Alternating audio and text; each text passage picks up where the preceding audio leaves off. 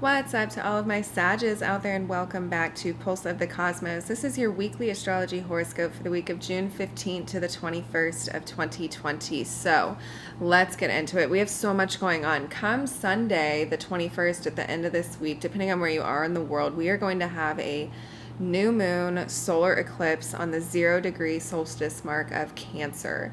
And also preceding that this week on Wednesday, we'll have Mercury going stationary retrograde in Cancer. So for you guys, my Sagittarians out there, this is your 8th house. So that's where a lot of the activity is going to be this week, and that's where the focus is, especially with this solar eclipse. And we know that solar eclipses bring very fated events into our lives, very fated circumstances, fated people, fated situations, fated initiations into new directions and into new beginnings that are part of your soul's contract to experience while it's here on this earth. So there's a lot of very potent energy around, and a lot of major shifts and new directions for some of us here. And for you guys, my Sages, this being in your 8th house, we're going to be looking at the areas of your life that are some of the more psychological areas of your life, a major psychological transformation. This is the 8th house of renewal, the 8th house of death and rebirth and regeneration and renewal. So this could be a major psychological transformation of some sort for you, especially surrounding the areas of intimacy, and looking at your relationships and looking at your perspective on what intimacy is, and looking at what you truly want out of the intimate relationships in yourself, and the psychological pieces of yourself that might be impacting the manifestation of the intimate relationships in your life.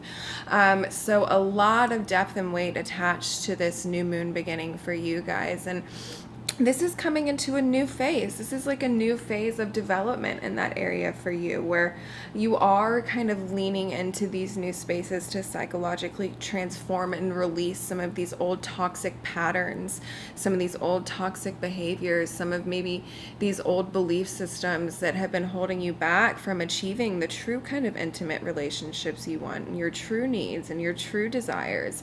And I think as well, for a lot of my Sages out there, this will be a deep look inwards towards your inner wants and your inner needs and your inner desires. And do they make sense with your current relationships? Do they make sense with the people that you're involved with in your life? So there's a lot to say about that going on for you guys, and especially with Mercury going retrograde in this house as well. This is a time to kind of process and let some of these shifts and initiations and these changes and these redirects, right? And, you know, solar eclipses are a bit like a restart. They're a reset. And this could be resetting you in an entirely new direction, or this could be a reset within a certain circumstance of your life where you are consciously expanding within that experience, and the expansion grows on some level into a new beginning or into a new initiation level of that experience. So there's a lot of different directions this could take for you guys, my Sages. And with Mercury going to stationary retrograde there, it's important to kind of let yourself process and download some of these transformations, and look if there's like pain and crisis associated with these transformations, and it feels very heavy and very, I get a sense that there might even be some sense of depression associated with some of these new beginnings for my Sagittarians out there. It's important to remember that these are all fated circumstances, and these are all fated events that are from the divine and guiding you into a place of better soul alignment, connecting you to intimacy in new ways, connecting you to your inner self in new ways, psychologically transforming the way that you are to help you grow from a more solid, more stable, more peaceful place, more whole. So in any case, let's pull into the cards here and see what's going on. I was digressing for a minute there with you guys. Let's see.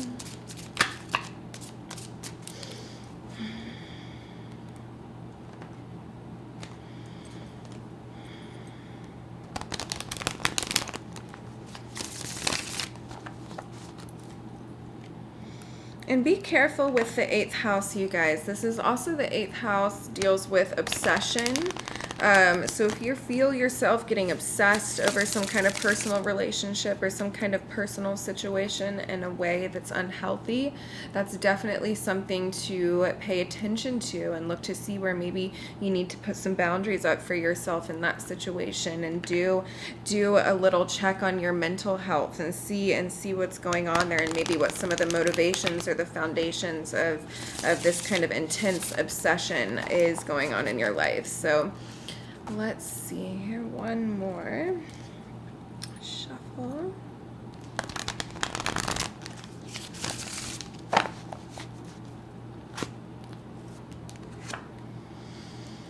Okay, so the first card we pulled is the Six of Pentacles. So it's interesting that you pulled this, because I always kind of pull from this card an interesting feeling. I get a bit of a power dynamic feeling here where, you know, it seems very generous at first, but this guy's just, he's the one holding the scales. These people are being kept in this position of receiving, and while it appears generous, there's some sense of control or power dynamic here, and that is definitely something that can come up with 8th house.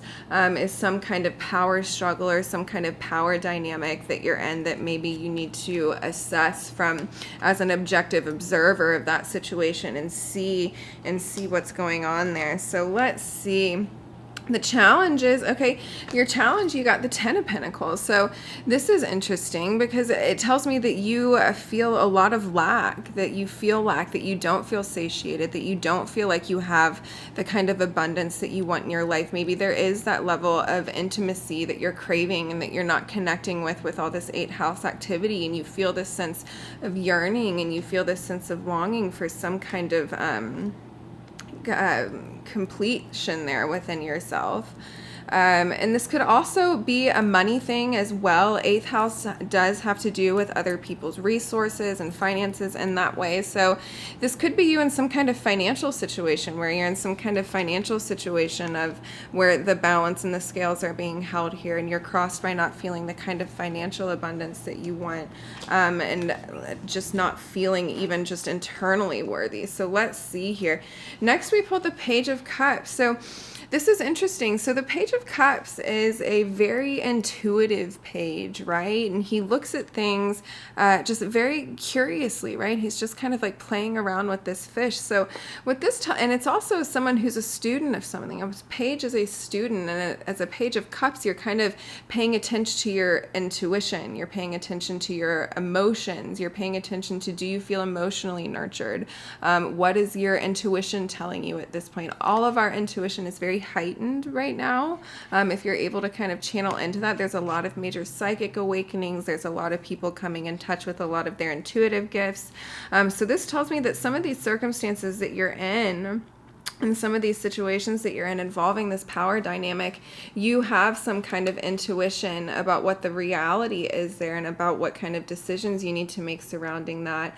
And it also gives the encouragement that on the other side of some of these decisions is kind of this curiosity and this love for life and this desire to explore new emotional spaces. And it's not as heavy. It's a little bit lighter of a feeling. So in any case, I love you all, my Scorpios, so much. I hope you're doing, my Scorpios, my Sages, so much. I hope you're doing well out there, and I will see you next week.